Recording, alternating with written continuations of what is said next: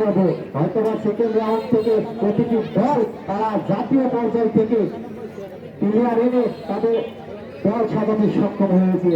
আমরা গতকালকে দেখেছিলাম ওই বিকে স্পোর্টিং ক্লাবের হয়ে বাংলাদেশ জাতীয় 17 দলের হয়ে খেলছেন এই পানিকামড়াবাসীর গর্ব, পানিকামড়াবাসীর জন্য অত্যন্ত গর্বের বিষয়।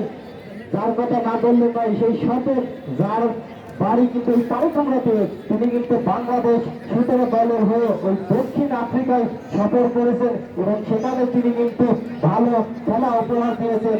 তিনি কিন্তু গতকালকে ওই বিকে স্পোর্টিং ক্লাবের হয়ে খেলেছেন এবং প্রতিটি দর্শকের মন কিন্তু জয় করতে সক্ষম হয়েছেন। তার খেলা থেকে প্রতিটি দর্শক কিন্তু অনেক আনন্দিত এবং উজ্জীবিত হয়েছে।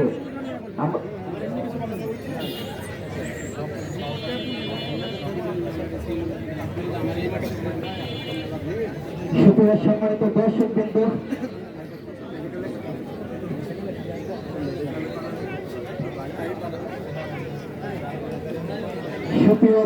বিন্দু, আগামীকালকে এই মাঠে আরো একটি হাই ভোল্টেজ ম্যাচ অনুষ্ঠিত হবে, যেখানে প্রতিদ্বন্দ্বিতা করবে মণিগ্রাম চেতনা সংঘ ফুটবল একাদশ এবং যার অপর পক্ষে থাকবে আর এক শক্তিশালী এসিকেএস ফুটবল একাদশ।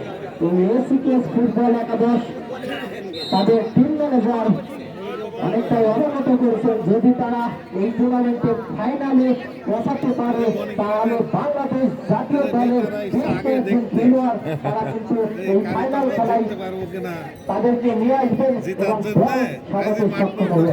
বলতে বলতেই দ্বিতীয় হাতের খেলা শুরু হয়ে গেল। আজকে মাঠের দক্ষরেখারে ফজল মাহমুদের বাসের মাধ্যমে দ্বিতীয় হাতের খেলা আক্রমণে চলে গেল সাইড লাইনে অতিক্রম করে মাঠের বাইরে।